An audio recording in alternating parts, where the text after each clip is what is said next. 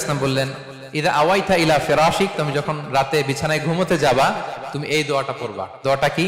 আল্লাহুম্মা ইন্নী আসলামতু ওয়াজহি ইলাইক ওয়া ফাওয়াদতু আমরি ইলাইক ওয়া আলজাতু যাহরি ইলাইক রাগবাতান ওয়া রাহবাতান ইলাইক লা মালজা ওয়া লা মানজা মিনকা ইল্লা ইলাইক আল্লাহুম্মা আমানতু বিকিতাবিকাল্লাযী আনসালতা ওয়া নাবিয়্যিকাল্লাযী আরসালতা। পড়েন আপনারা, এটা পড়েন? অনেকে বলে হুজুর শুনিই তো নাই কোনোদিন, পড়বো কিভাবে? এই যে আজকে আলোচনা করলাম, এটা রেকর্ডে থাকবে, আপনারা শুনে মুখস্থ করে নেবেন। রাসূল সাল্লাল্লাহু আলাইহি ওয়াসাল্লাম বলেছেন যখন ঘুমোতে যাবা এই দোয়াটা পড়বা। দোয়াটা দেখেন কত চমৎকার, কিভাবে নিজেকে আল্লাহর কাছে সমর্পণ করবেন, সঁপে দিবেন। দেখেন রাসূল বলেন তুমি এটা পড়বা, আল্লাহুম্মা ইন্নী আসলামতু ওয়াজহি ইলাইক, আল্লাহ আমি আমার সত্তাকে আপনার দিকে সমর্পিত করলাম।